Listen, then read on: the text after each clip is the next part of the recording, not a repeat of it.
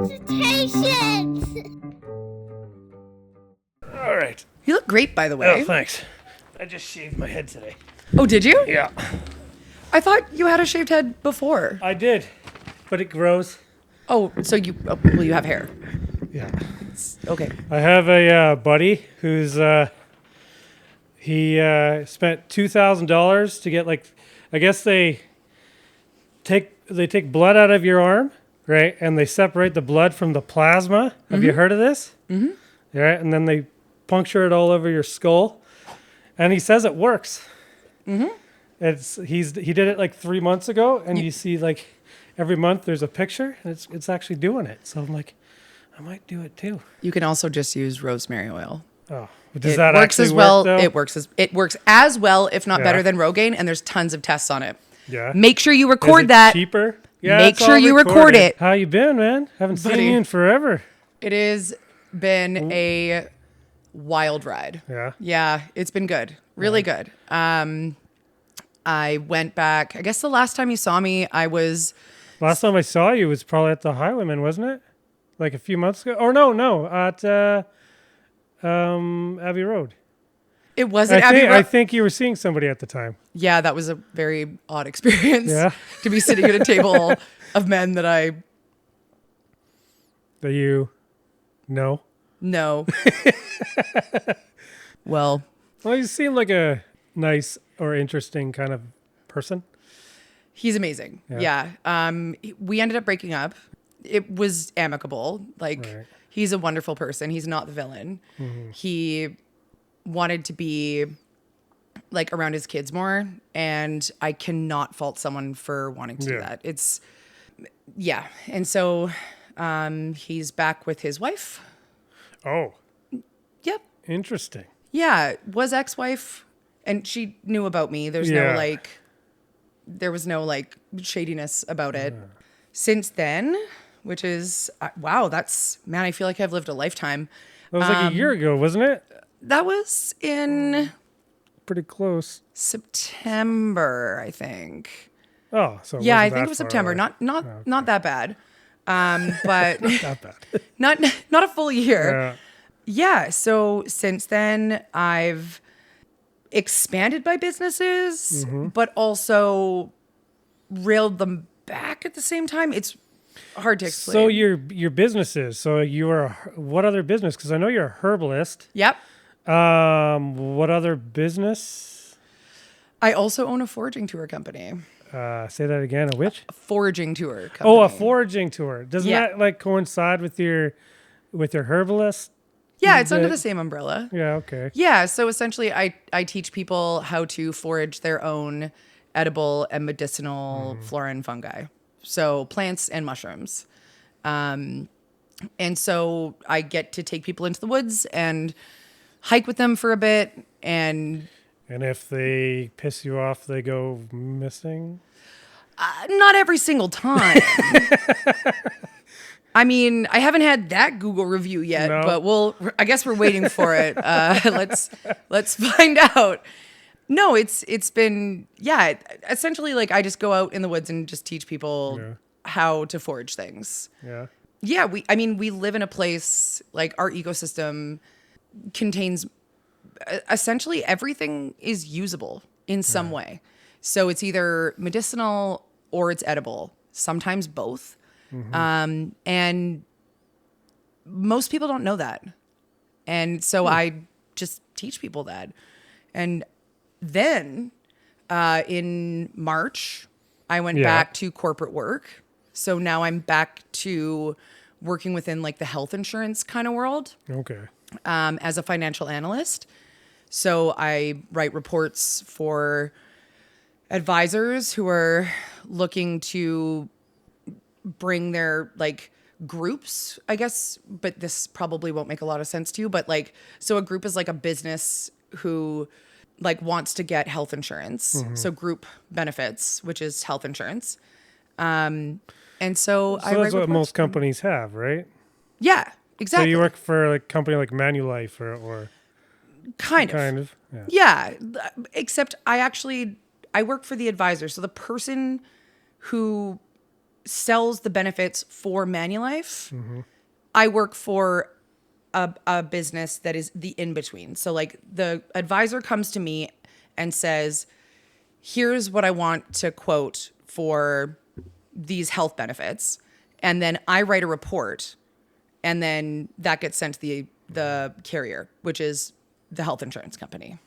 Huh. Yeah. Yeah. I'm actually, there is one step between me, but I just feel like that'd be boring. Health insurance isn't the most exciting Well, business. it doesn't. Well, I mean, it might be depending on your interests, I guess. I mean, okay, sure. I can tell you if you really want. Like, Well, that's why we're here. yeah. Being a herbalist, like you're picking mushrooms. Yeah. Like, do you pick bark off trees too? Like what? Yeah. Like how far in the woods do you have to go? Or do you just go into your backyard? Oh, we could literally forage in your front yard. Yeah. Oh, yeah. So do I pick bark off trees? Yes. 1000%. Like what is that used for? It depends on the bark. It depends on if it's like, is it paper birch? We could literally make like actual paper out of it. Is it cedar? Then we can use it for like the cambium of the bark, which is the under layer. So you know when you cut a tree, like you cut it down, and there's that thin layer of like super red, usually that sappy layer underneath the bark. That's the cambium. That's where all the water or nutrients gets like transported from the roots to the tops of the tree. So if it was cedar, we could use the cambium for different things like antifungals, antibacterials. Bears use it as an antiparasitic. So it just kind of depends on, like, literally I can use almost anything. That's the best part of being a herbalist, is knowing the difference between what people think is poisonous and it's actually just toxic, right? Water can be toxic if you drink too much of it. Yeah. So, like anything in moderation can work.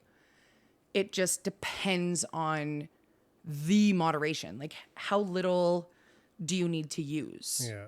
Right? Like there's Pacific U. So YEW, not you. I mean, Pacific U, you are you. But Pacific U contains Taxol. And Taxol is currently being studied for its effects against cancer.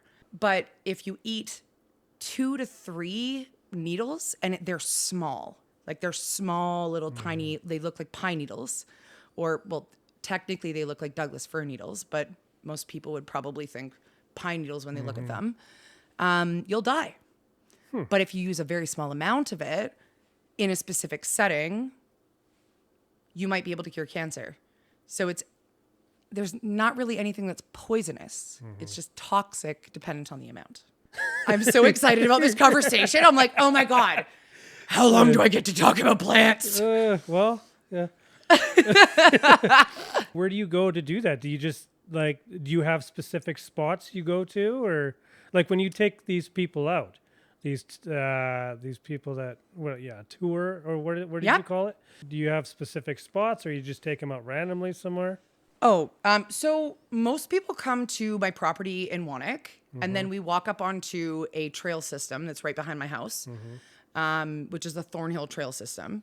I have 10 acres. You need like a register or license to do that, or do you just? Well, I do have a business license, yes, and insurance. Don't worry. I have to. I'm getting people to put wild foods in their mouth. Of course, I'm like heavily insured. We take this little trail. We go up to the Thornhill Trail System and we forage from there.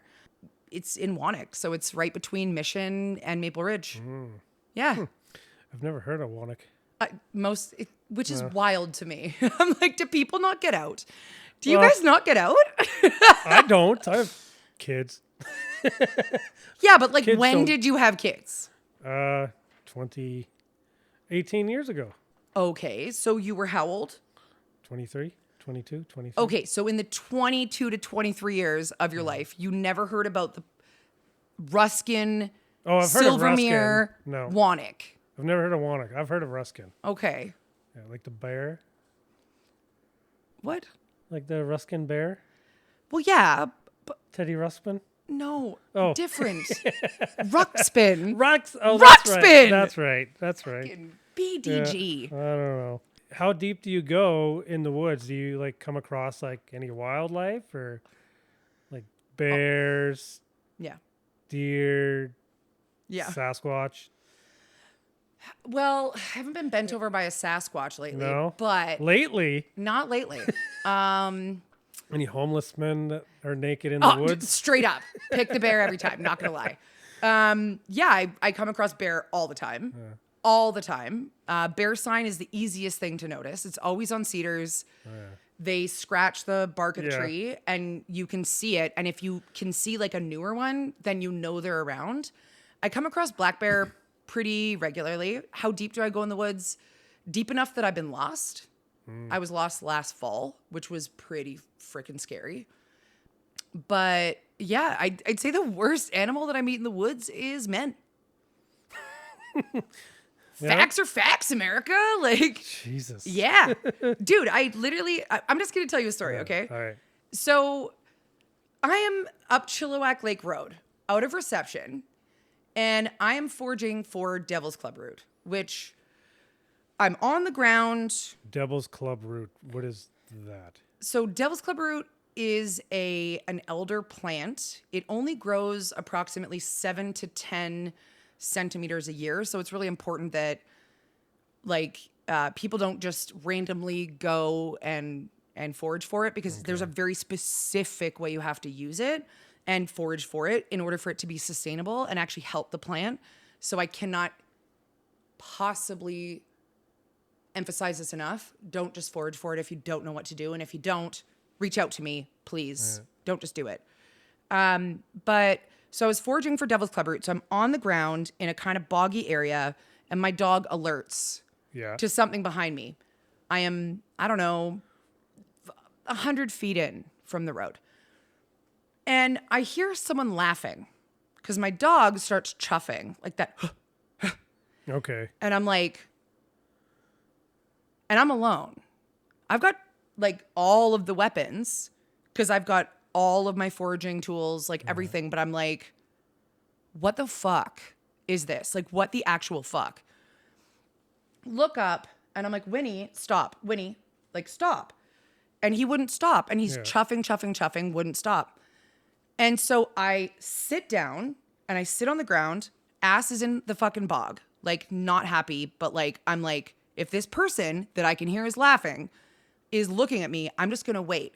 This man walks out from around the back of a tree and starts walking towards me with a gun in his hand. And I'm like, okay. I've only got knives. I brought knives to a gunfight. I'm fucked. I'm literally fucked. And I'm like, oh, this is bad. Okay. And I'm like, hi. Hi. Yeah. Why are you holding your gun? It's got a strap. Like, I'm like thinking like you like over your, he's Over not the wearing, shoulder, kind of. he's not wearing an orange anything. Yeah. Like, I'm like, what are you doing? Terrifying. And he goes, oh, and he starts like trying to flirt with me as he's like walking up to me and then asks me to hold his gun. So I'm in the woods a lot. I am terrified of guns. It is a legitimate phobia. I'm like picking at my nail now, just like literally thinking about it. I'm like, oh my God, it was so scary. So I have an actual phobia of guns, and phobias don't make sense. I don't know why I'm afraid of guns. They just terrify me. And so he walks up and he's like trying to like force this, like, hold my gun. And literally that's all he's saying. Just hold my gun. But he's looking at me like I'm looking at you, like, hold my gun. Hold my gun. And I'm like, no, thank you. I would much rather meet like a bobcat. I don't want to see a cougar in the woods because if you see a cougar, that's a problem. Yeah. You're never going to see a cougar. And if you see a cougar, You're done. well, no, but like, Well, you can't run. you're in danger. Yeah. You're in danger. Like, cougars are around you all the time. Aren't you supposed to just like raise your arms and yell at them or whatever? Cougars? Yeah. No. That's what Google says. Okay. It just says like If you raise your arms or whatever and start screaming at them and like Like make eye contact with them and kind of like run or walk towards them or slowly walk back or something? Yell, make a lot of noise. Don't raise your arms. Don't be aggressive. Definitely don't look them in the eyes. Oh. If you see a cougar, you are already in trouble. Yeah. Cougars are around you all the time. All the time. You just don't see them. Even now? Well, yup. Yeah,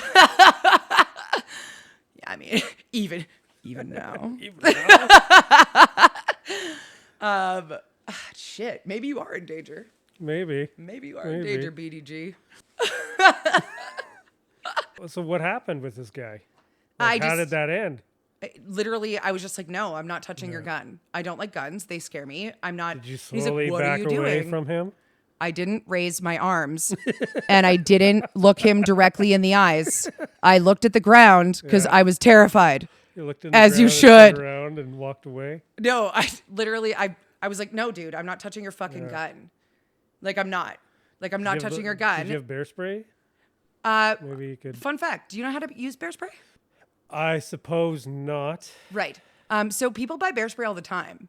I bought bear spray. So if you have a bear charging at you, a bear is between two, dependent on the time of year, 2 to 10 times, like a black bear, 2 to 10 times your weight, and made for killing. So if you spray pepper at a bear that's charging at you and it only goes 20 feet, do you think that a thing that is 10 times your size is going to stop because you sprayed it in the eyes with bear spray? Nah.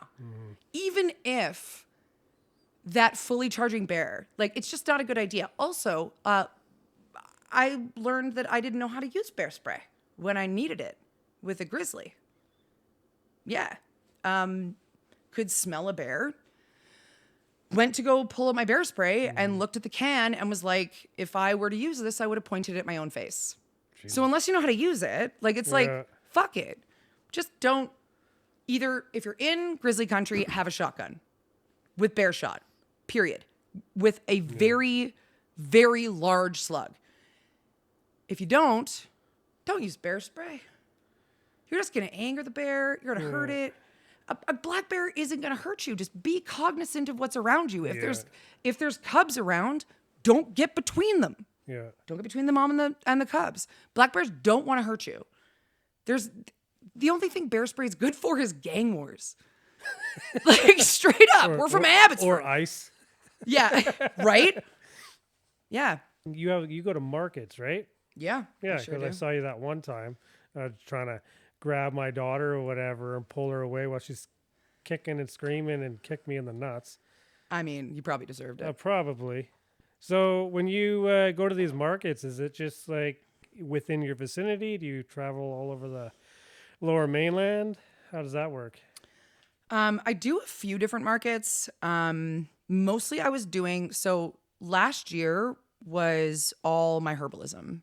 So I was selling my herbal products. And I did Mission in 2 different locations. So I did it in like at Griner Park, and then I did it at Centennial Park with the Mission City Farmers Market. This year, and then some Christmas markets that are kind of spread around. Also at like the, oh my goodness, what's it called? Golden Ears Cheese Farm Factory? Fuck. I don't know. The market coordinator there is amazing.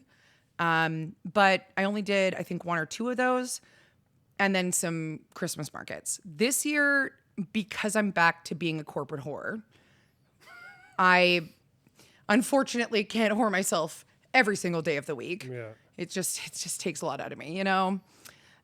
So I'm not doing a lot of farmers markets this year, very few tours, but I'm trying to like pour my actual soul into those markets or tours, instead of just doing them as like my job.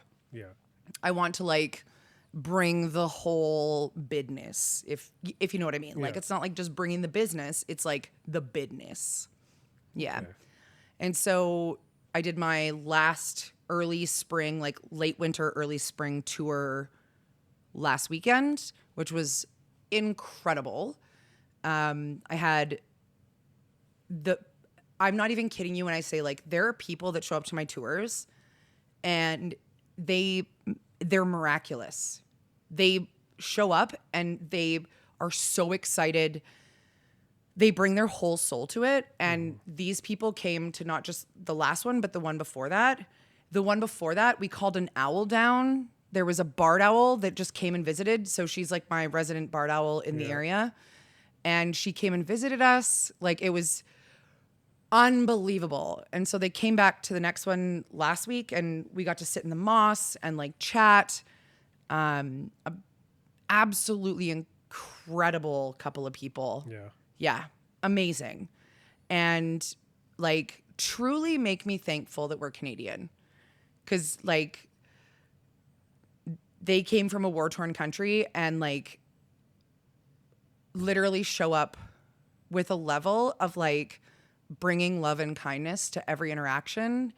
You really like, you just thank fucking God I'm Canadian.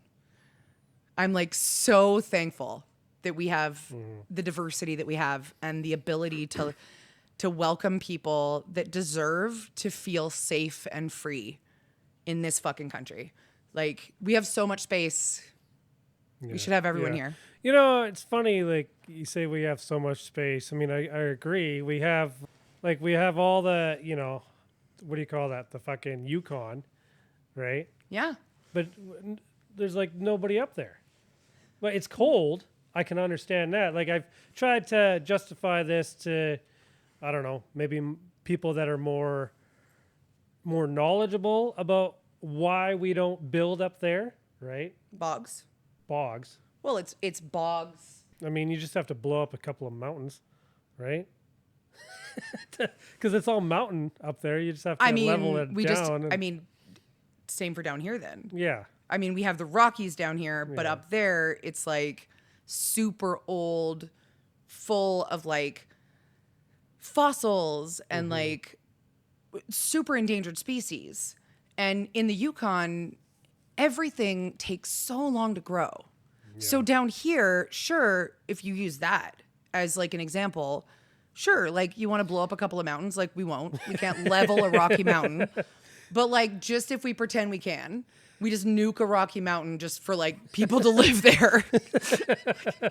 We can get Trump involved in that one. I mean, he'll fucking do anything, buddy. We import shit all the time. Sure. Export and import. So we can still import from provinces and then ship everything up there. So yeah, maybe stuff doesn't grow up there, but we can grow shit down here for the most part.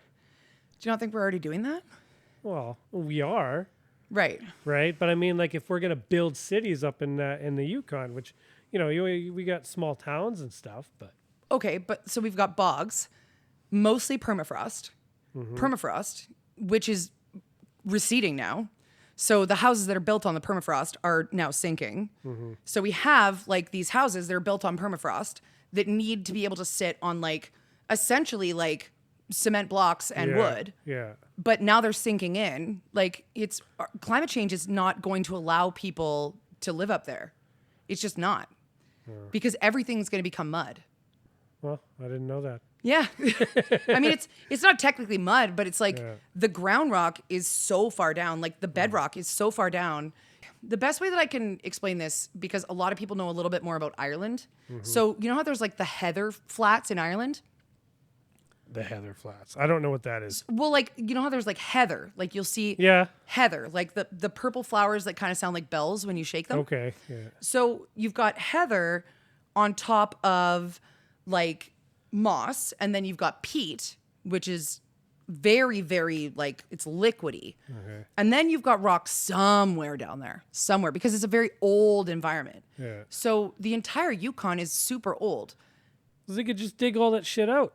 Okay. Get down to the bedrock. They're doing that. That's fracking. That's fracking. All right.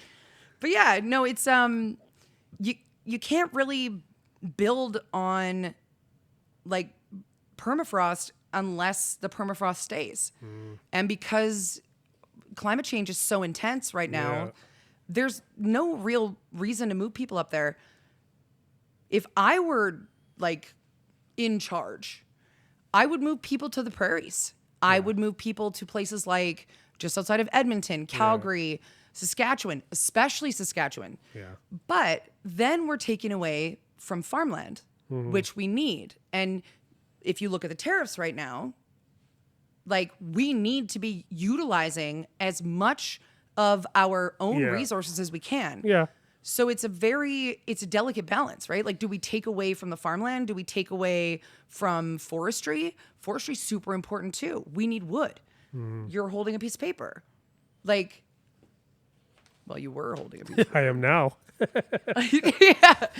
But yeah, it's like we have to utilize the resources that we have, but we have to do it in a very sustainable way. And that's part of the reason that like finding places to house people is so difficult. Then we also have developers. Developers are all about money. So if we're looking at like our rent prices, so like I rent, you rent, our rent prices are astronomical. Like what do you pay for rent? I pay $14.50. Okay, well that's fucking great. That's well, fuck me then. Yeah. But It used to be $13.50. Oh well, fuck. And then they're just like, yeah, we kind of need you to pay $100. And I was like, well, you're not. I technically don't have to. They're like, well, if you want to stay, it's like. Well, I mean, they do have the legal. I mean, they're only ability. supposed to only up a certain percentage, right? But I figure like if I don't give them the $100, They can't kick you out. well, they can't.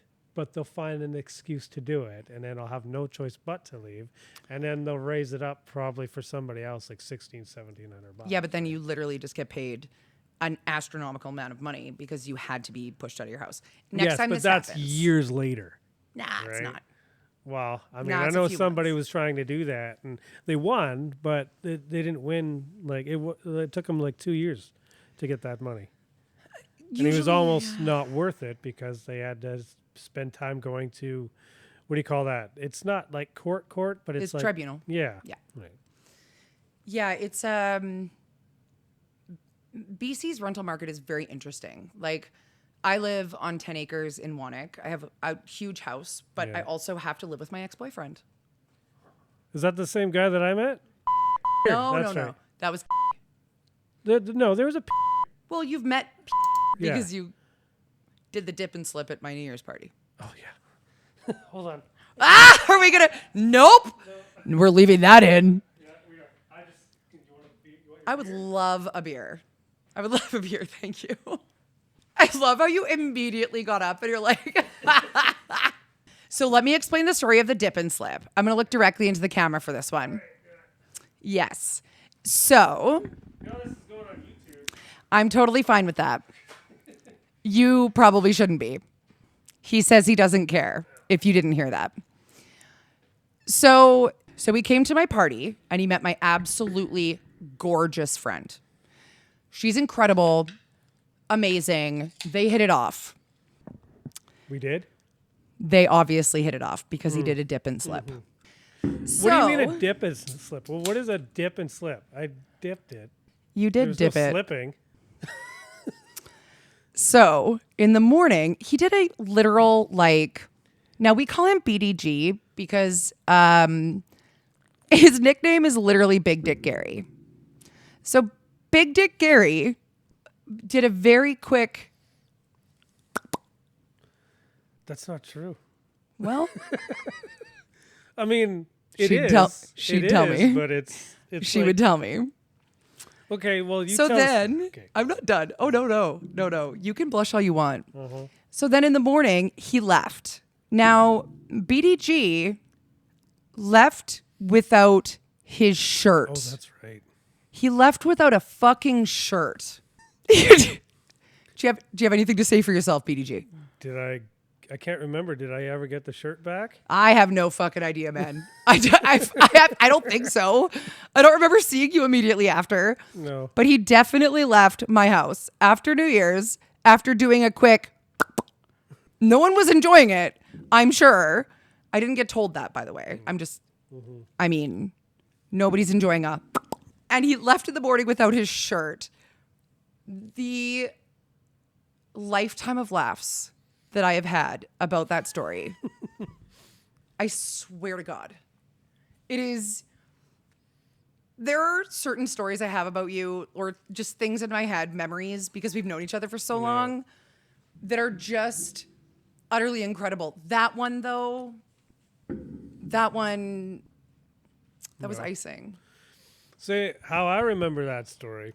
Let's get into it. Yeah, we hit it off, or, we were making out or whatever on your couch. And then I was literally in, and then she's like, do you have a condom? I was just like, well, no, I didn't come here to do this. Do you know what a magnum looks like, bitch? They don't just make them all the time.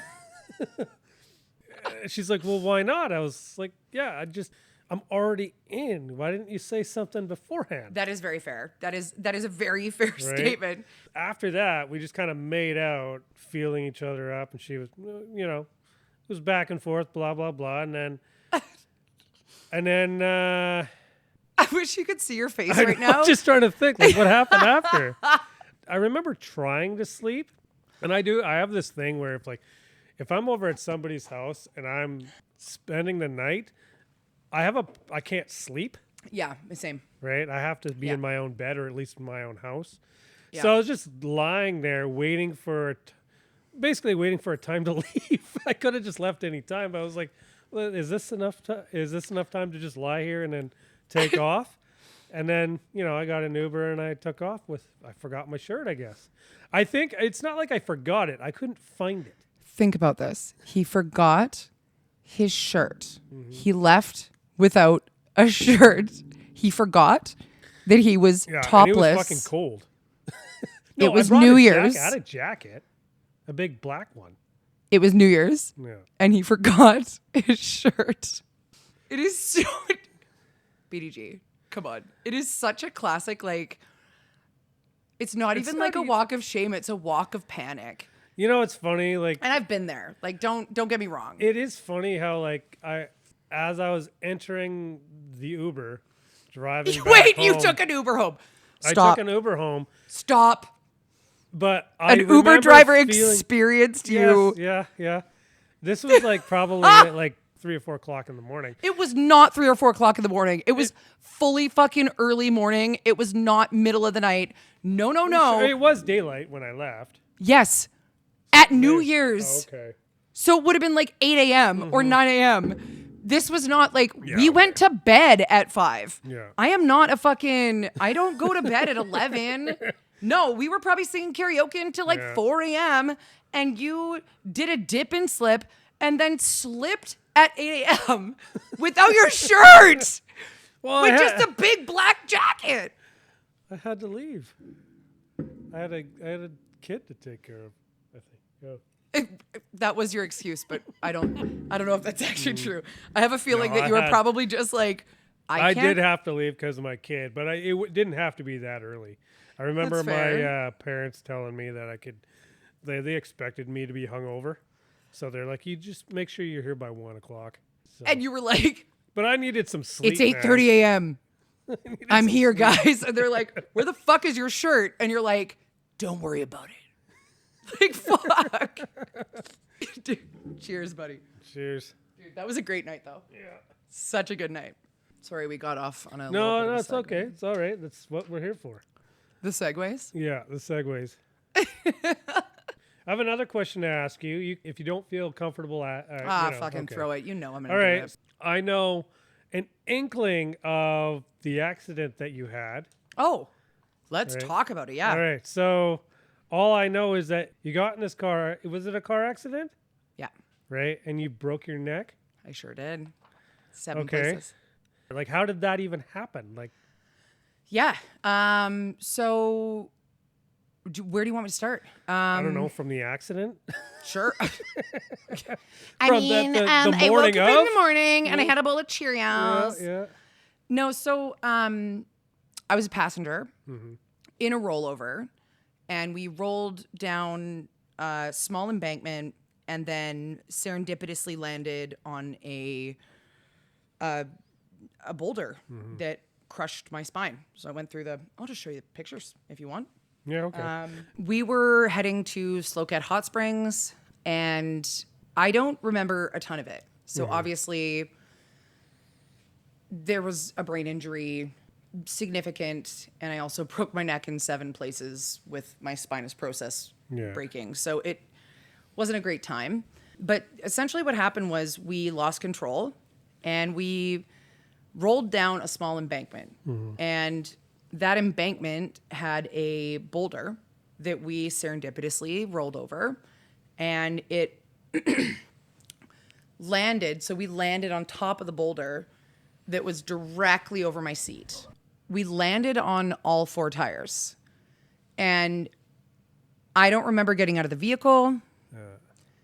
I just know that when I got out of the vehicle, I looked back at the person who was behind me, who was my best friend. And the driver was my best friend as well. And understandably, through this process, not because of my choosing, but she's struggled with keeping in contact with me. My other best friend was in the back seat, and she was bleeding really bad. And all I remember is begging her for a chair. I was like, I broke my back. My back is broken. Like, it's spinal. Like, I literally feel like Mike Tyson. I broke my back. My back is broken. It's spinal. Yeah.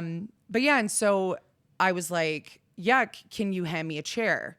And then I'm sitting in a chair, and a man is putting, and this is the picture. So like that picture of the man that's like leaning in and he's like really blurry. I've been looking for this man since this happened. I have every once in a while, I'll put a little post out, like put some fingers out into the world. Like, I want to find this man. So he came, apparently he had a dog. I don't remember the dog at all.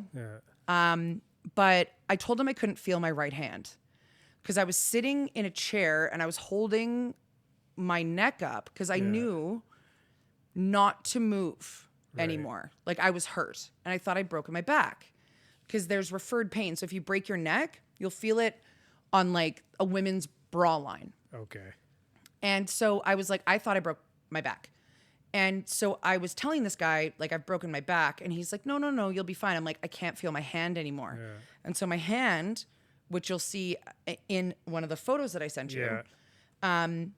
So my hand was on the chair and it wouldn't move anymore. And I was like, this is really bad. And I'm holding up like my neck like this, and I'm holding it in the air. And I had to hold it like this until they got there. I don't know how long that took. I'm assuming hours.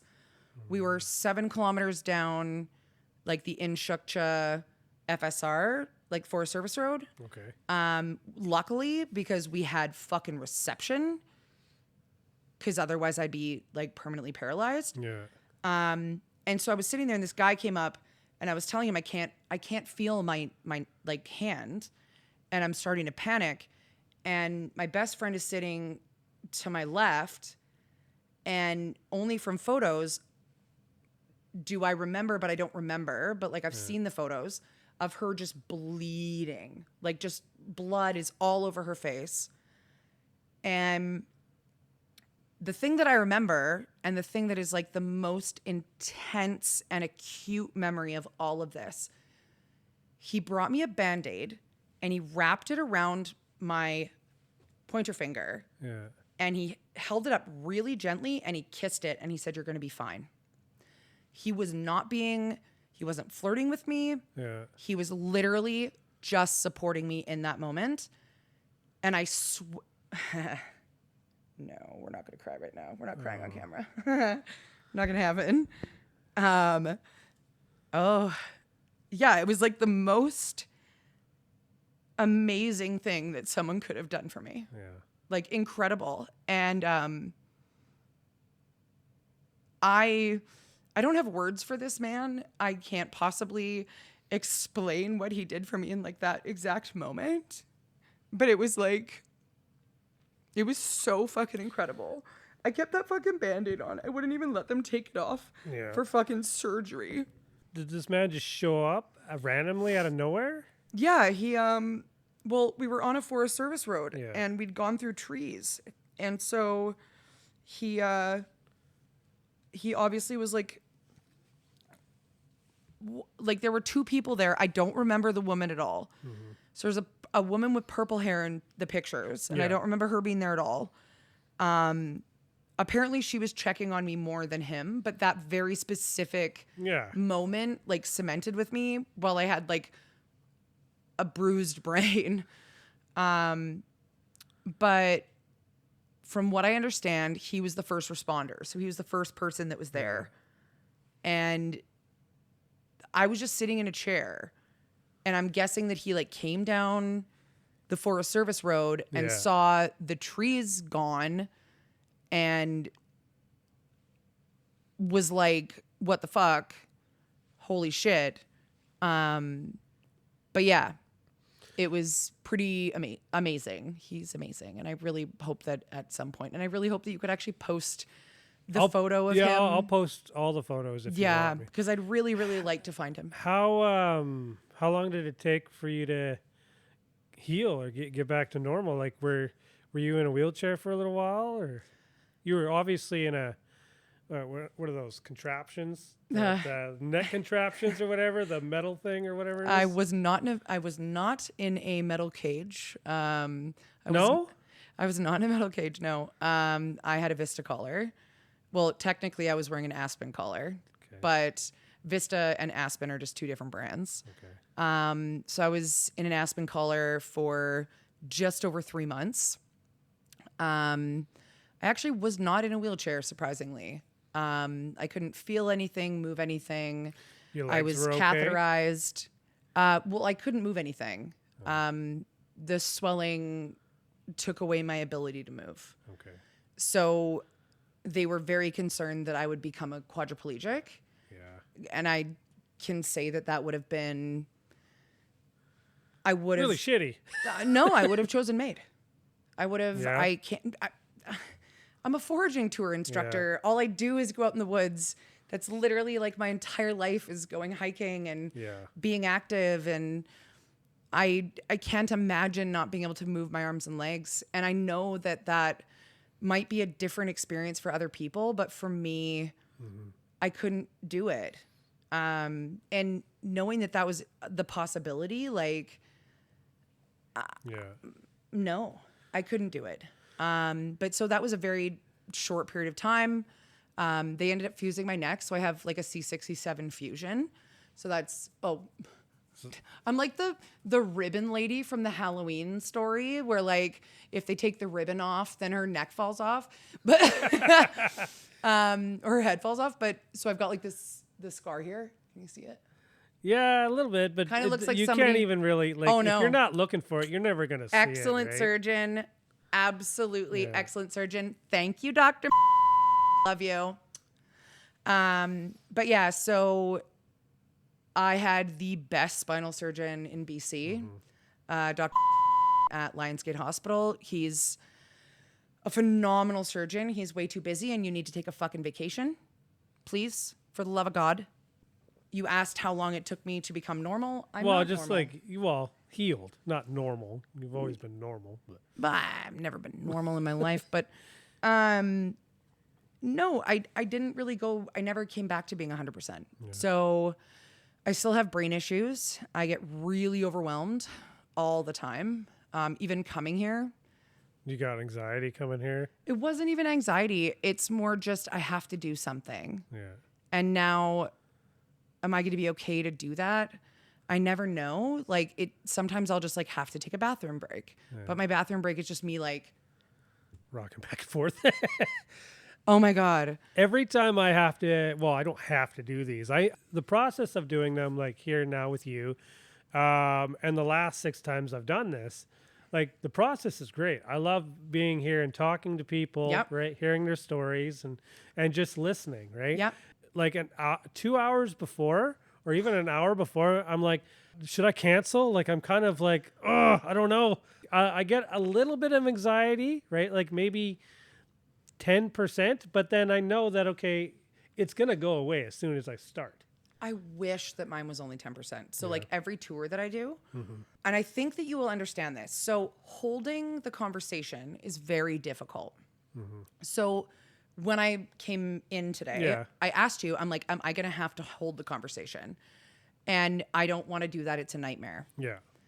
The reason that I said that is because every single time that I do a tour, I have to be the expert. And I am so comfortable saying that I don't know. Yeah. 100%. Every single time. I'm like, Right. I don't know. Yeah. I don't know what this plant is. Let's take a photo. You send it to me after. I will ID it. No problem. Right. Because I never want people to think that everyone knows everything. We don't. We fucking don't. The concept of having to be on the whole time is so overwhelming. It's so overwhelming. And you get such bad anxiety because you're like, what if today I can't be on? Yeah. What if I just fall apart mid-sentence? Yeah. And then people look at me like I'm an idiot. Or what if I'm not conversational enough? Or what if they wanted something else from me? What if, right? Yeah. And I totally 1000% get it.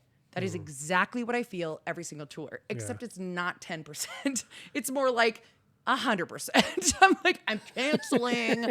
I hope no one shows up. Yeah. And I'm like standing on the driveway, and the moment the first person shows up, I'm instantly good. Yeah. But it's the waiting and the like, when are they going to come? What if they come half an hour early? Yeah. What if I have to like hold a conversation that doesn't feel comfortable, even though like you've known me for how long? And probably 12 to 15 years. Yeah. Down there. And I never have a problem holding a conversation. Yeah. But every single time that I have a tour, I'm like, what if I do? What if this is the day? Maybe. What if, okay, no, don't say maybe. Fuck you, BDG. First few years that you've known me, I was pretty quiet.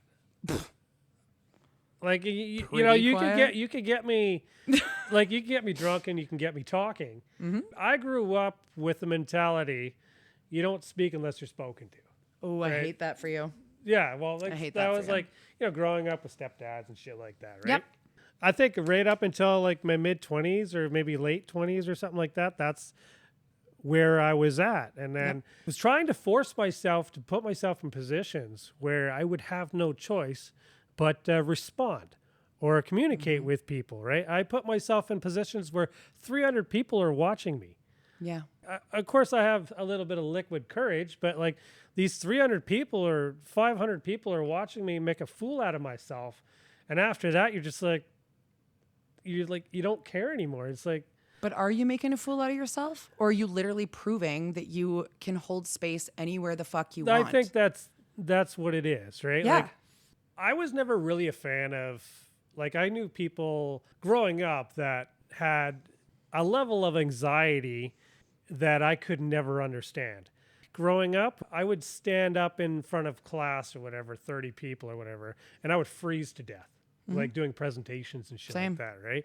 Given that, I was just like, I don't have anxiety. It was just a moment, Yeah. right? I can't do that moment, but on a general level, I don't have anxiety, right? Up to those moments where I'm like standing up in front of 300 people, you kind of like, you understand, because that's a level of anxiety where I've never felt before. But as soon as you jump on, you're like, okay, fuck it. I don't care. I don't know if that makes any sense, but it does. Yeah. But I did that 3 or 4 times in the last 10 years, right? Like, what were you doing? You ever heard of the? Oh yeah. Right. So I went to that 3 times. So a comedy show. And then I this other one in Chilliwack or whatever. Where, did you now wait? Did you do well, or did you bust at the Giggle Dam? Oh, I don't know if I did well at all. Did people laugh? Yeah. Well, right. then So you did great. The first time I went, I was probably about 26, 25, 26. And it was my oldest sister's 30th birthday. And they went to the Giggle Dam. I knew a little bit about it. I was just kind of like, I'm not even going to participate.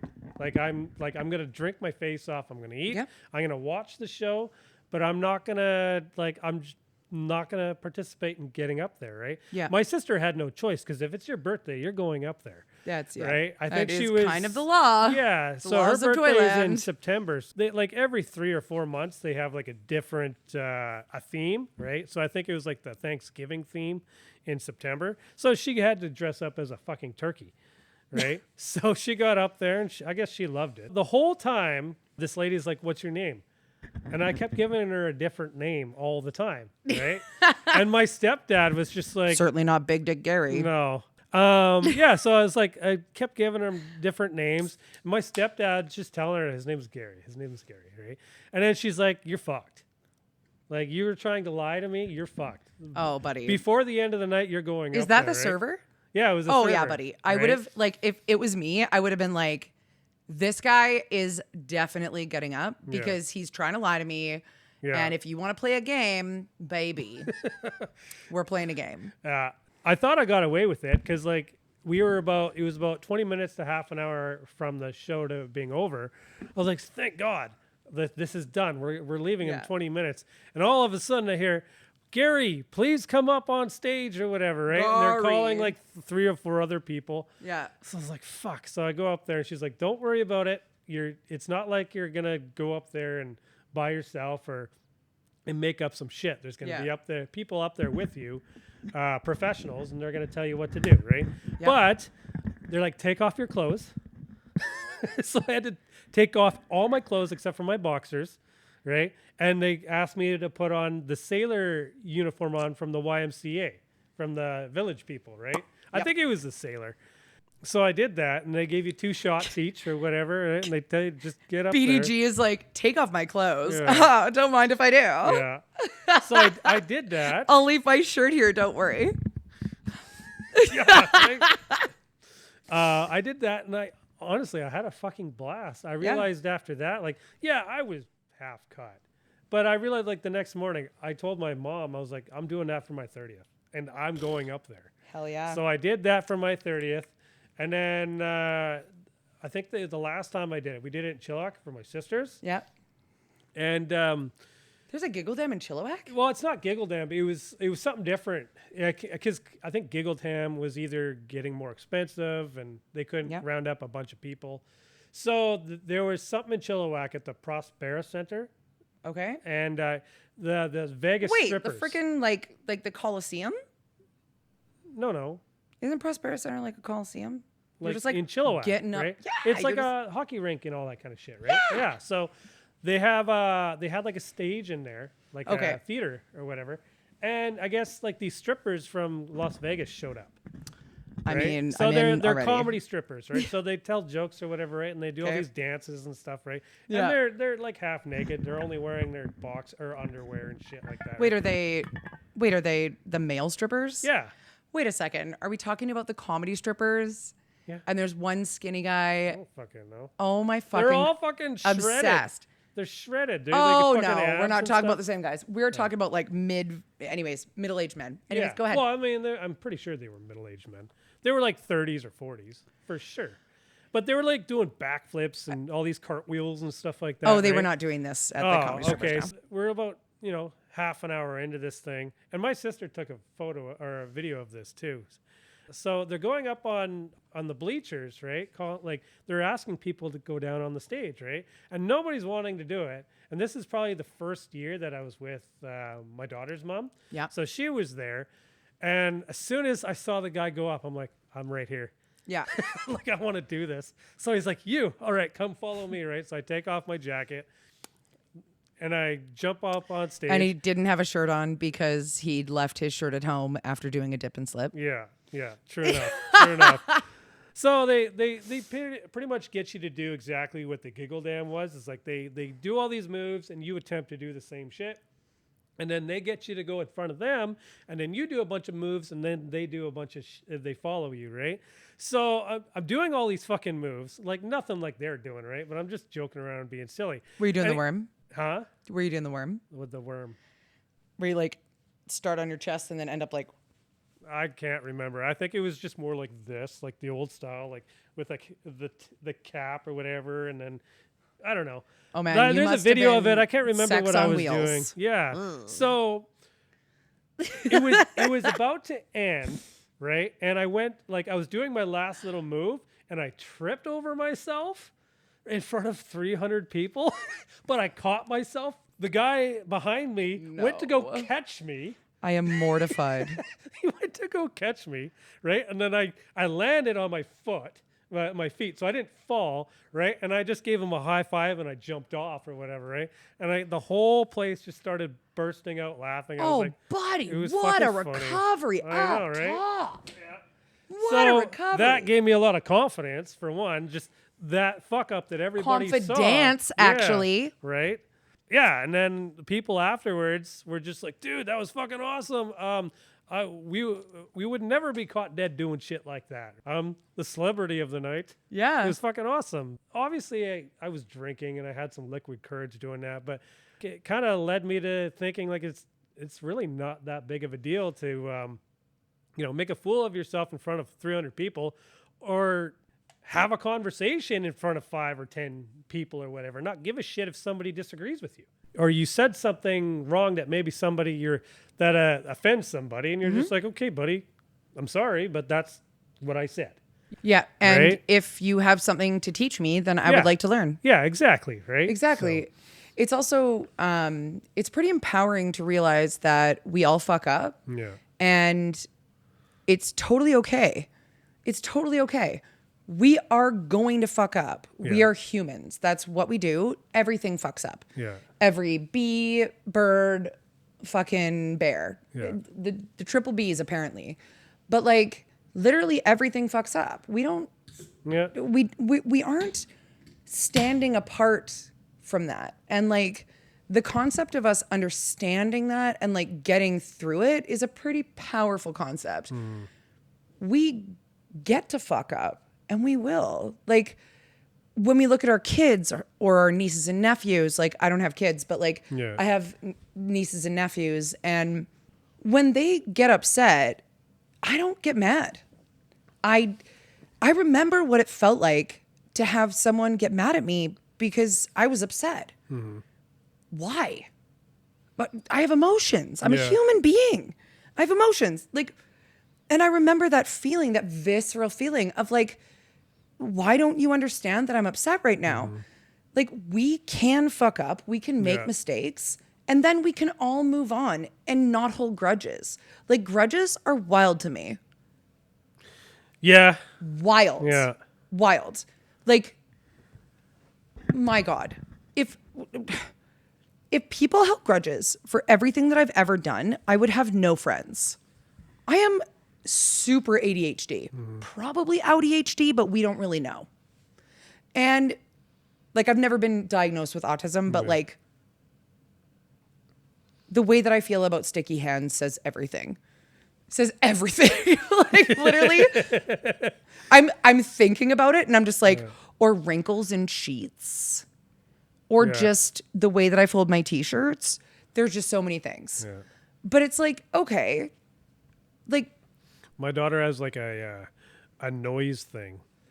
Oh, yep. Right. After my... It's not like all the time, but like the odd, like, which doesn't make sense because like we got her diagnosed with autism. Like she's got level 1, which means like I know. She has it, but she doesn't have it. She could grow out of it. You never know, right? So the reason why we got it is because, and we had to pay fucking arm and leg for like almost $4,000. Well, and it also helps with schooling, getting an EA. Yeah, so that's why we did it, because we needed an EA.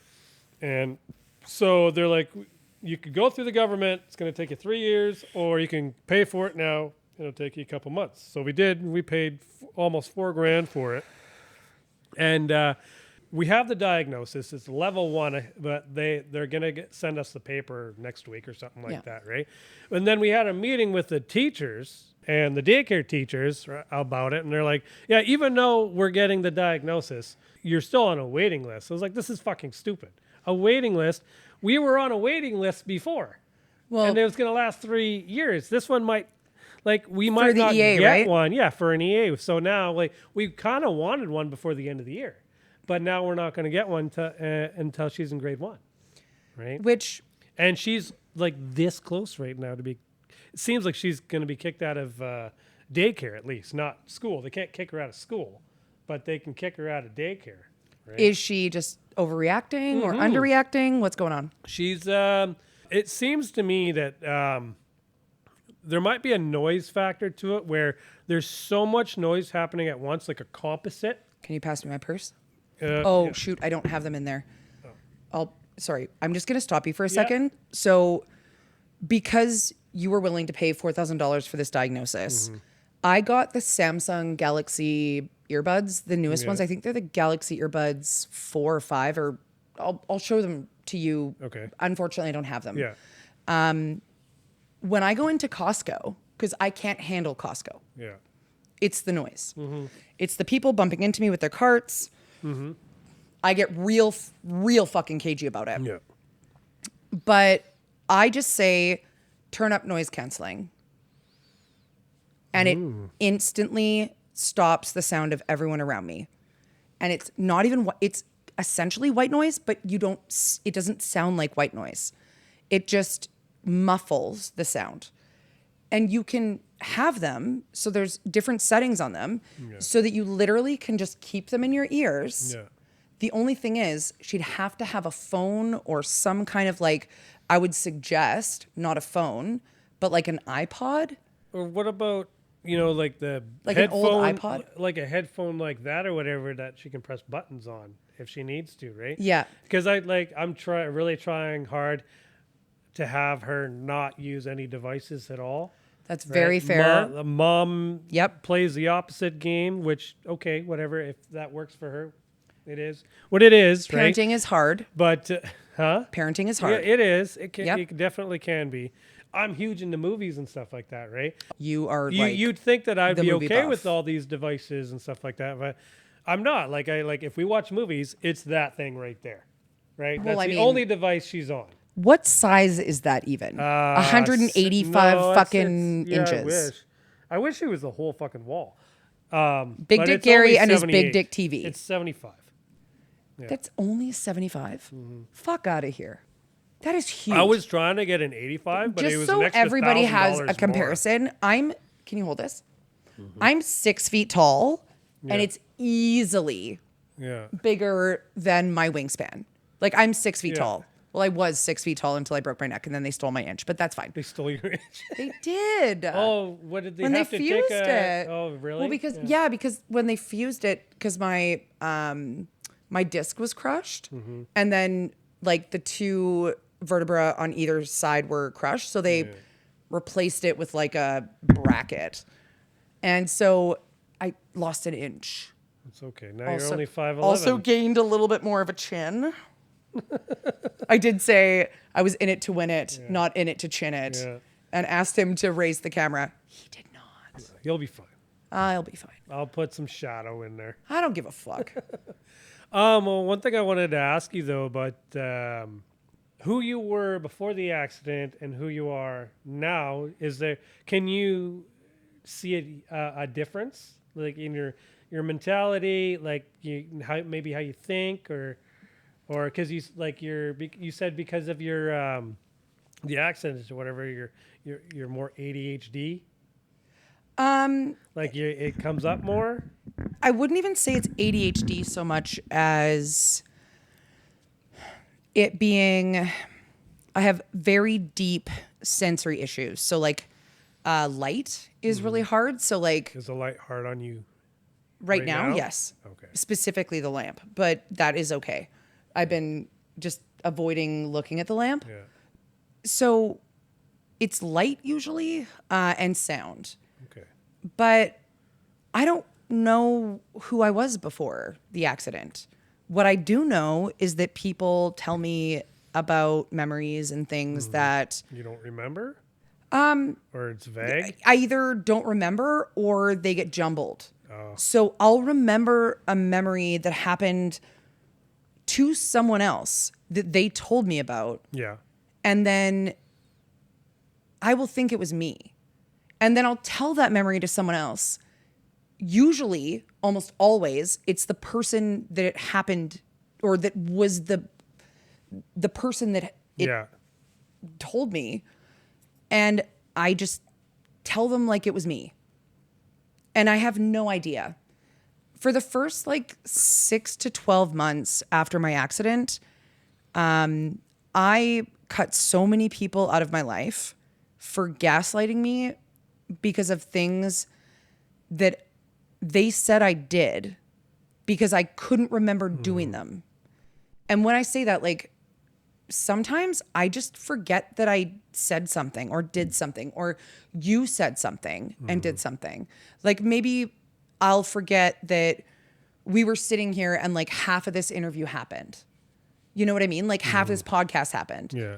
And then I'll find out later that you have told me something that I said in the podcast that makes no sense to my personality. Like, I don't bully people. I hate it. You know that. I'm so against it. If I see somebody getting bullied, no, cut it out. Like, I'm out. And like, that was part of like learning my brain again, like trusting who I am, because it took so long to remember that I would never do that, that I would never, ever, ever like bully someone. That was actually like 2 friends of mine said that I'd bullied them. Yeah. And it was not a bullying situation. It was like a joke that, like, not even like a joke where we're laughing at someone. This was like a joke that was brought up. They said it. I responded. And then later on, I was told that I was the one who said it and then responded and then pushed it. Luckily, other people were there because otherwise I would have questioned my entire, like, my integrity, the integrity of my human, my being. Like, it's just, yeah. The answer to this is like, have I changed? Of course. Like, I think that you know that. We've known each other for so long. So how I remember you before the accident. Oh, was a fucking piece of shit. No. I'm just kidding. But your energy has, I feel like, changed. Yes. A bit, right? Like, I remember you were like, maybe Abrasive, like a bit obnoxious. A bit. The most obnoxious. And then you disappeared for a few years or whatever. And then I heard about the accident. I can't remember. It was probably about maybe 2-3 years ago or whatever. Like, I saw you at the Highwayman. And then ever since I've met up with you after that, you seem calmer, in a way, not so obnoxious or abrasive. You seem more level-headed a little bit. Would you agree, or? Because that's just what I've seen, right? It's the outward perspective. I totally get that. And I really appreciate that, by the way. Yeah. Thank you for saying that, because I don't feel more level-headed, because I'm not. I'm actually significantly less level-headed. Yeah. Do you think you keep things in or more bottled up, though, this time around? This time around? No, that's actually a really good way of putting it. I'm like, oh, like now that you almost died. Yeah. No, it's actually, it's interesting because of my accident and because of not really knowing, sometimes I just don't remember things. I have to be very cognizant of what I say and what I do. Yeah. Before, I would be able to just not give a fuck. Yeah. Because I knew who I was and I didn't care. Yeah. And I could remember every single thing. And I've always had that memory. Now I don't. And so when that gets stripped away, when you don't always know what you're going to remember, you have to be very aware. And oddly, even though I was very obnoxious, something that I've always lived by and like very, very strongly live by is no one is going to remember anything about you in 100 years. You will be gone. Your kids won't remember. Your family won't remember. They're all dead. Yeah. So the only thing that I can do on a daily basis is be kind to people. Sure, I would be obnoxious. Sure, I would tell people, like when we were at the Highwayman, if somebody was angry with me because I was being too loud, get fucked. We're on the deck at the Highwayman. Like, grow a pair. Like, literally, I don't care. And I still stand by that. Like, I don't care. You're at the Highwayman on a karaoke night and you're mad because a girl is laughing too loud. I'm sorry. I'm having too much fun. Like, get counseling. Yeah. But like, firmly though, I move through my life with kindness. And I think that you've known that forever. Mm-hmm. And like, even though people sometimes take me as like being obnoxious or being annoying or whatever, like no matter what, even if those people think that I'm obnoxious, like I always apologize. Even when people are telling me to shut the fuck up, I'm like, whatever, dude, like whatever. Yeah. Like get fucked. But also I'm sorry and I will be better because I'm sorry. But yeah, I just, you're not going to be remembered for anything other than your kindness in the future. Let's just pretend that everyone's an atheist. Everyone's an atheist, which I am. Yeah. And let's just pretend that everyone's an atheist. Mm-hmm. No one believes in heaven. What do you think that your life is going to be worth because you're not famous? Like, sincerely. You're not, like, we're not talking about Instagram influencers. Fuck them all. No one's going to remember them either. But, like, you're not a Donald Trump. You're not a Hitler. Mm-hmm. You're not you're literally not a person that the world will care about in 100 years. So what can you do in a single fucking day? Yeah. Be kind. And what might happen? That person might pick up their bag that contained a gun and say, not today. Yeah. You know, like it might literally change. And then that person goes and creates a cure for cancer. Or as simple as this, that person is kind to the next person. And that next person passes it on. It's like that pay it forward or whatever. Every single time. Yeah. And it's like, you know, I see people broken down on the side of the road. And I'm like, shit, pull over. Mm-hmm. I see a hitchhiker.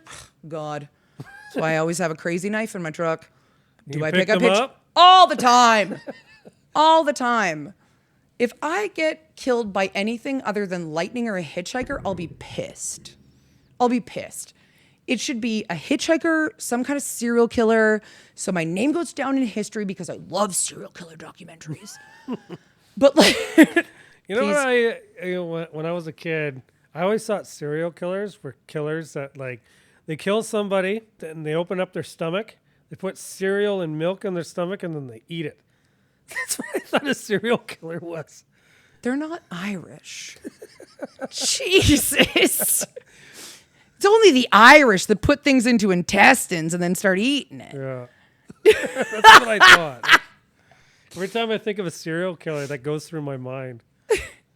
That's fair. Yeah, I guess I definitely thought Captain Crunch was probably a killer for a while. Either a serial killer or struck by lightning. I'd rather be struck by lightning, though. In my sleep, obviously, that's the answer. Like, everybody wants to die in their sleep, but like... I've always had a fascination with Sasquatch or aliens. So if I was going to die by something, I would want to be killed by a Sasquatch. Buddy, let's talk. I am so excited to tell you my story. Okay, so I don't believe, or I didn't believe in Sasquatch. Right. Okay? Because it's ridiculous. It's a ridiculous story. Yeah. It makes no sense. No one believes that a gigantic hominid is just prancing around with fucking 1 foot long hair, looking like a fucking human at 8 feet tall. Nobody believes it. No.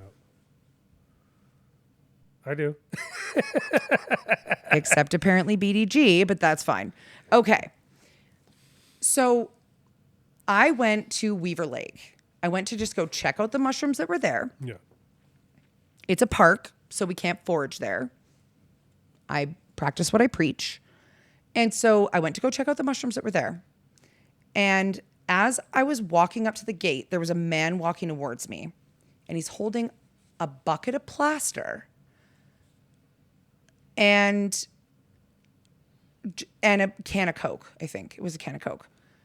Mm-hmm. And but it was like a full can of Coke. But he's just like walking. And I was like, oh, hey, how's it going? And he's like, oh, really good. I just found a footprint. And I was like, buddy. A bear? No, it was like buddy. So then I was like, a footprint. And he's like, yeah, a Sasquatch footprint. It's Sasquatch mating season. And I cackled. Yeah. I was like, what an idiot. Like literally. And he's like, oh, you don't believe me? So this is me and there.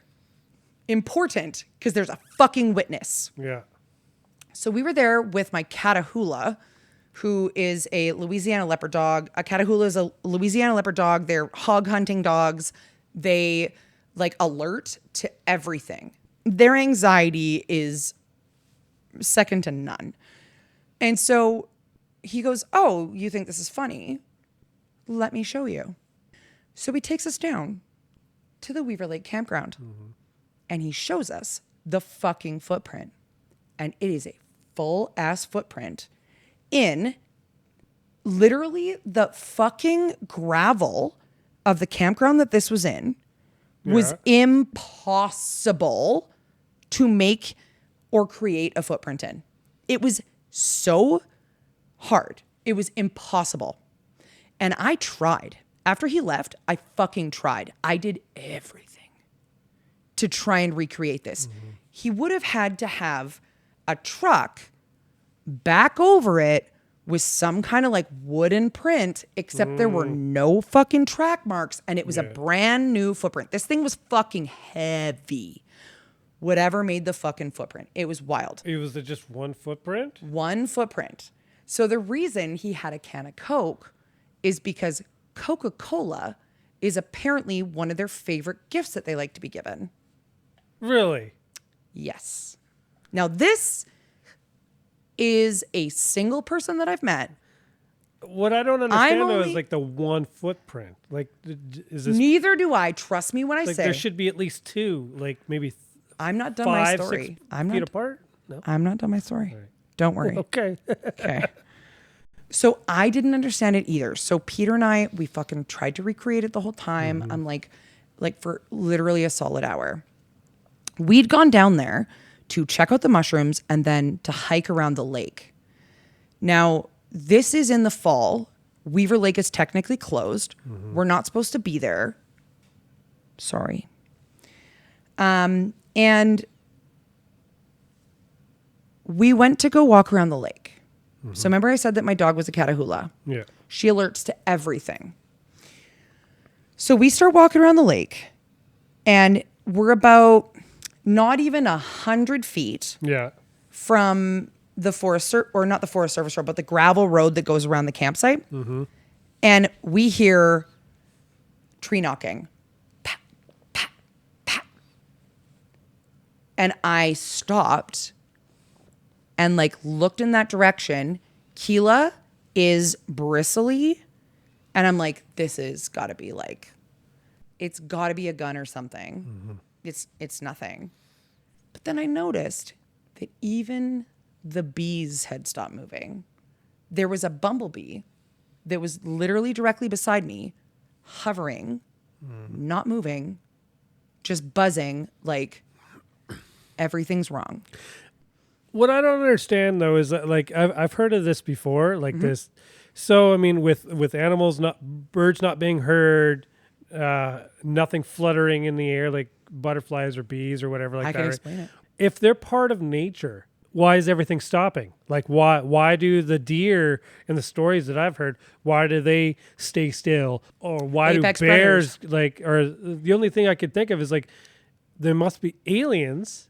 Otherwise they'd be part of nature and everything would flow around them like a bear would. Okay. So you know when you go into the woods. Yeah. Okay. So I'm going to teach you a little thing that you didn't even know. Okay. When you go into the woods, you know how you hear a lot of birds around you? Yeah. That's not normal. No? Nope. Those are called canopy alarms. Specifically, chickadees are the most adept at doing it. So when you walk into the woods and you hear a lot of birds around you, that's actually birds telling other birds That I'm coming? that you're an apex predator. and to Okay. get the fuck out of there. Huh. Yeah. Sounds really nice, but it's actually terror.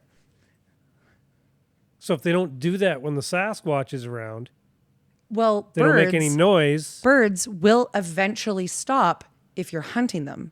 Oh, okay. So, okay, for example, I have a video, I think, of a barred owl that comes and visits me all the time. Okay. And when she comes down, she sits on a branch, and eventually jays will start attacking her. And when those jays attack her, they're telling her to get the fuck out of here. If she turns around and stares at them, they stop attacking her. She's like, no, it's go time, motherfucker. And they're like, and everything goes silent because she fluffs up a little bit and she's like, really? You want to fuck with me? Silence. If you have a very big apex predator around you, you'll hear the canopy alarms until that apex predator is ready to attack, and then they stop.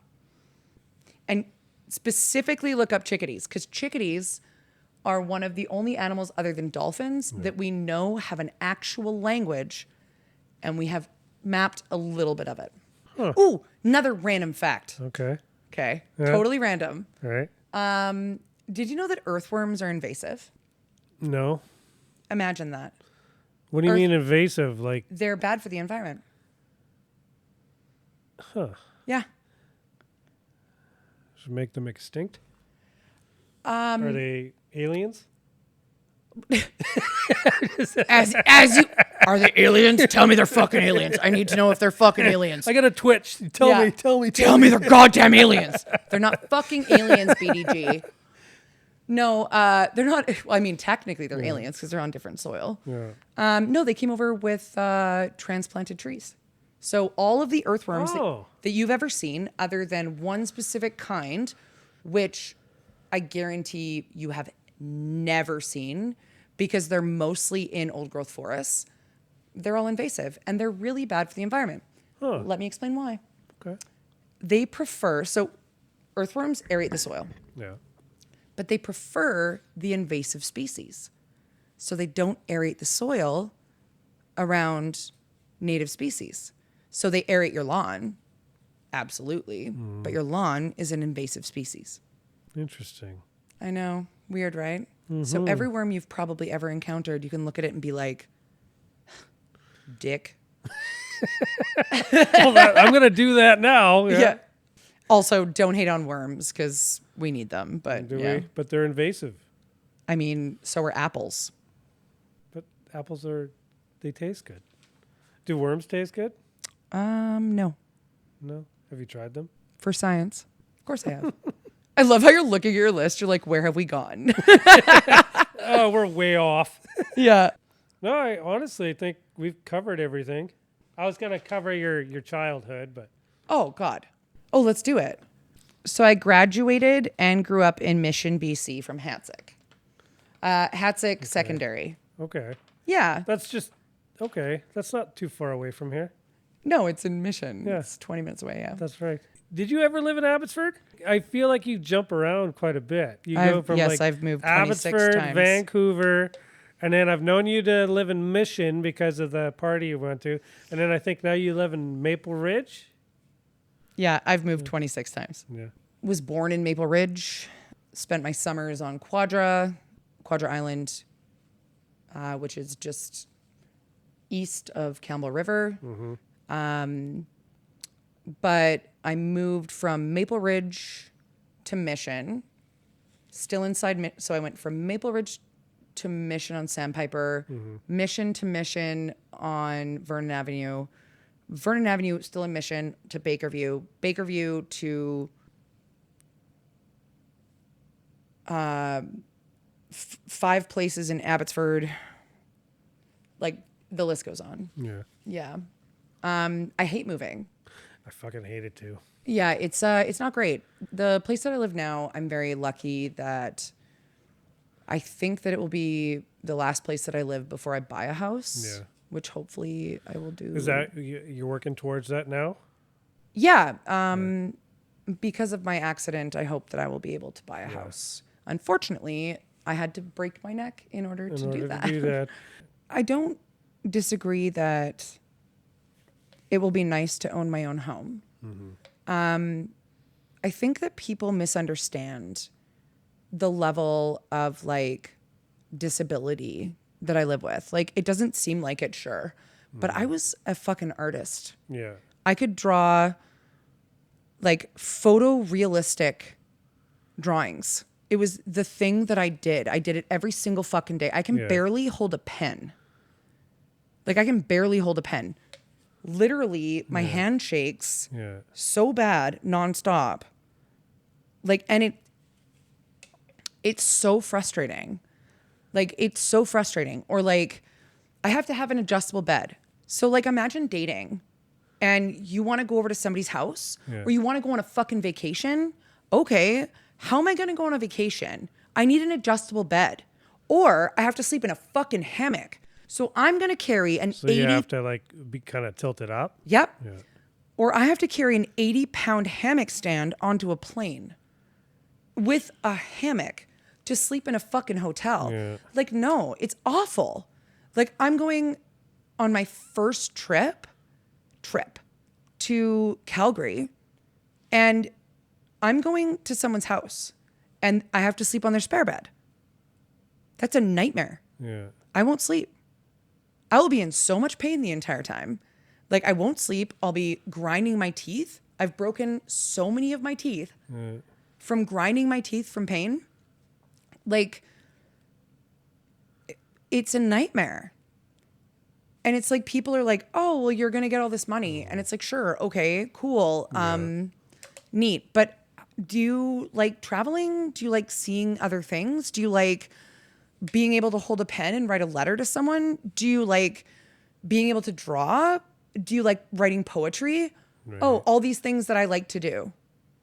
Like, I like camping, but I can't camp unless it's a very specific situation where I can either like bring my hammock stand or sling it between two trees. I can't go hiking anymore because if I do, my SI joint is fucked. And God forbid I need search and rescue to come find me. Like, it's so messed. Like, I used to be a competitive snowboarder. I haven't even snowboarded because I'm terrified. Like, if I sling myself into the ground, like, what if I break my neck again? What if it's permanent? Like, it's like, I can't. I went on one roller coaster. Roller coasters are my favorite. My absolute favorite. I've been on one since my accident. That's 7.5 years ago. And I've been on one. And it was god awful. It was horrible. It hurt so bad. Yeah.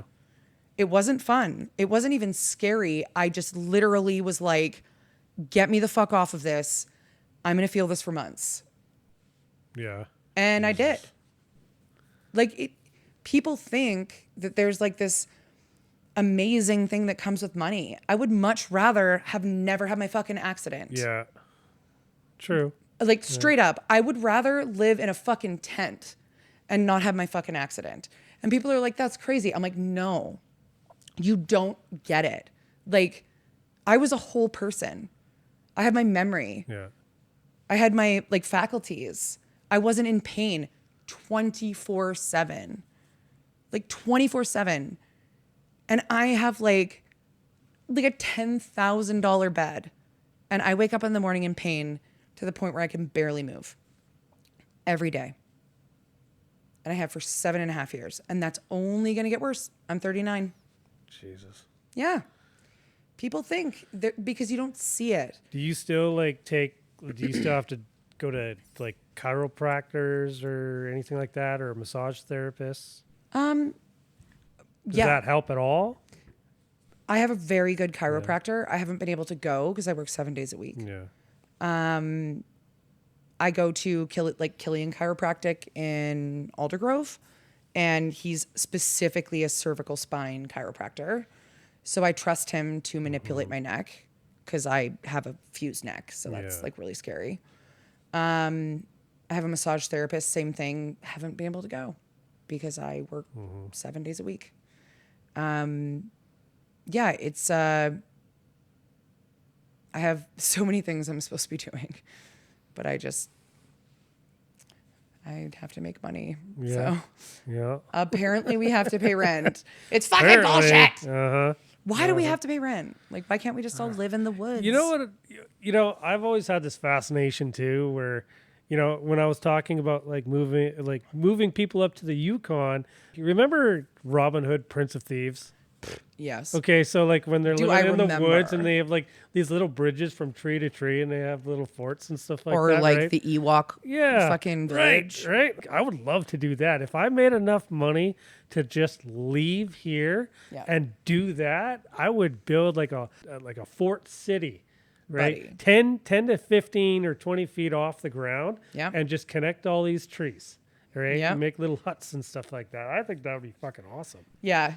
No, Right? I've been, the one thing that I'm like thankful about, I guess, is like if I, like from my settlement, get enough money that I can buy a large enough piece of property, what I want to be able to do is invite people that matter to me, people that I think would live copacetically, to build their tiny homes there.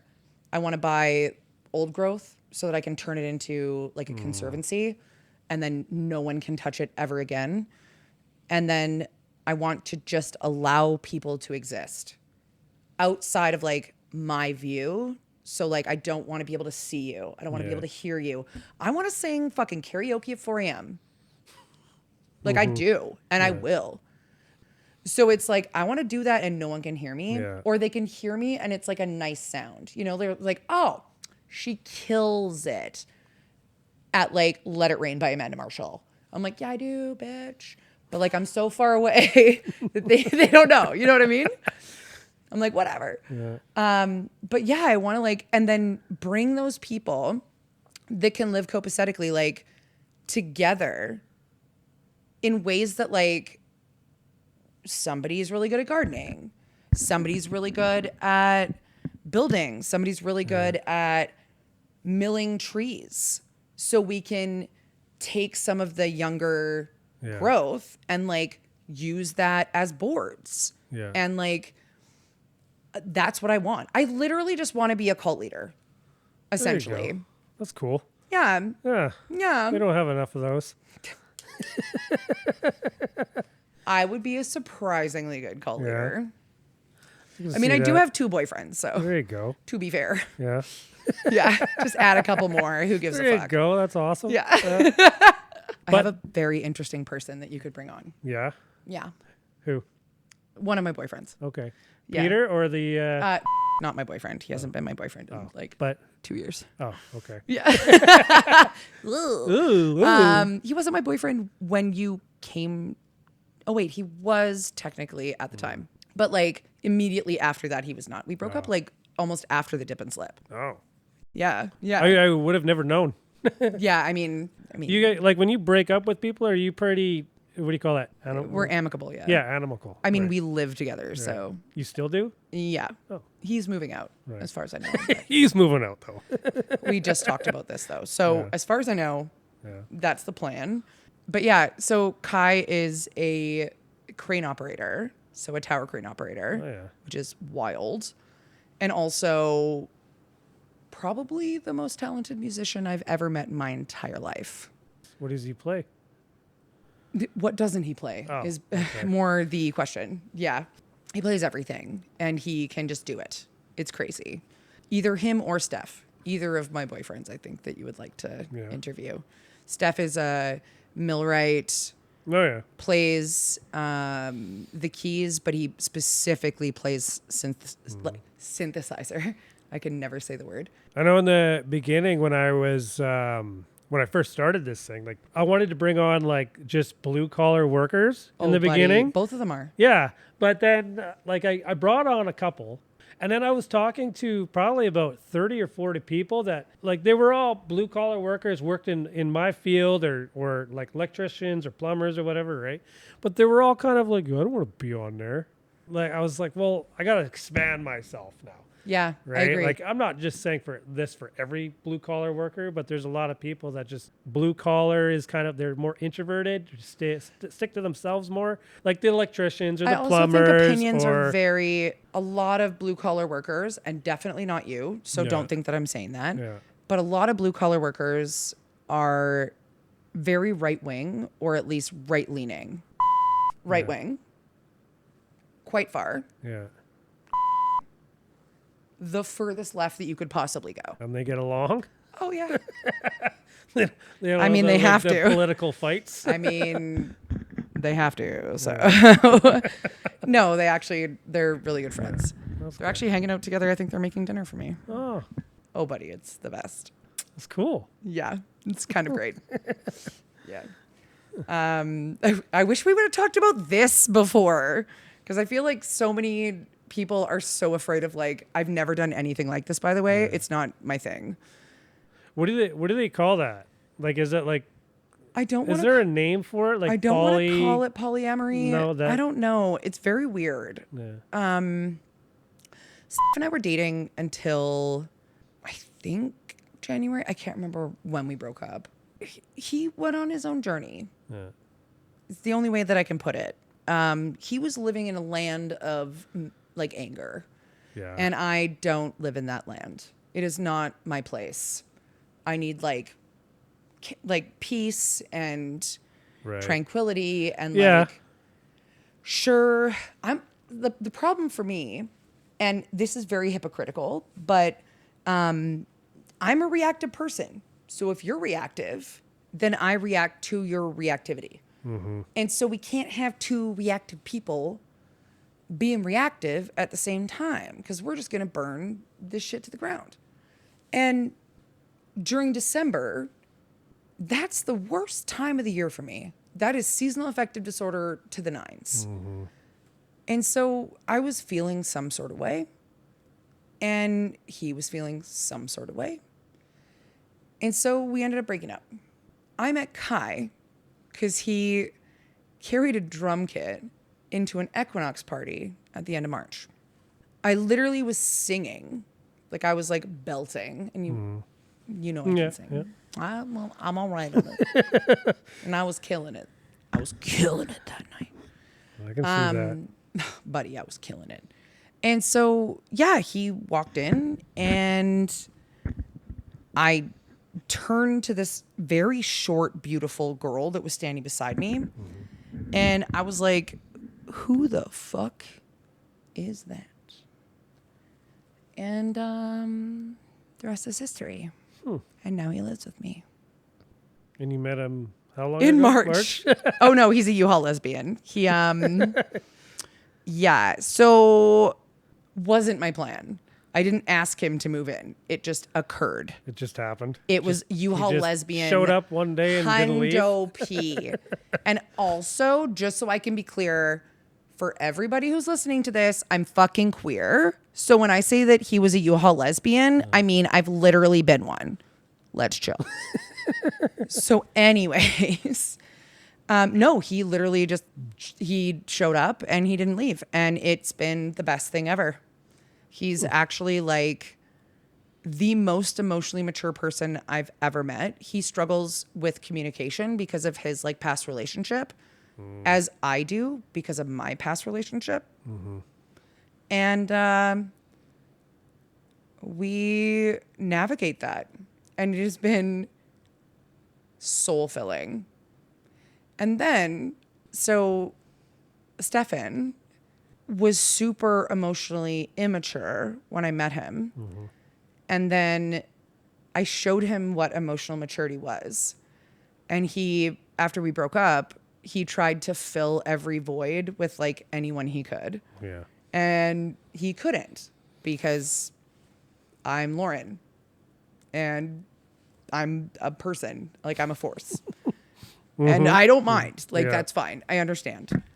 And so then, yeah,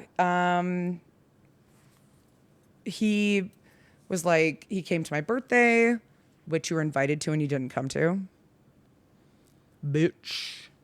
Which one was that?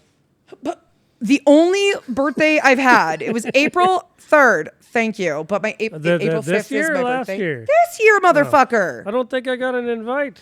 You for sure did. I don't know. What, are you going to check your phone? Yeah. Go ahead. I don't give a fuck. I don't give a fuck. I don't give a fuck. Fuck. That's what you want, son. That's what you It's stuck in my head. But yeah, so he came to my birthday and was super awkward and like was not great. And then he like had a breakdown because he saw, oh, are you checking? And now you're going to realize that you weren't invited to my birthday, I wasn't invited. motherfucker. I don't see nothing.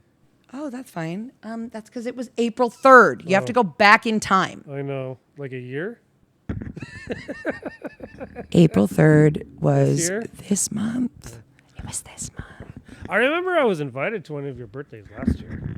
You've been invited to my birthday literally every year since I met you. Oh.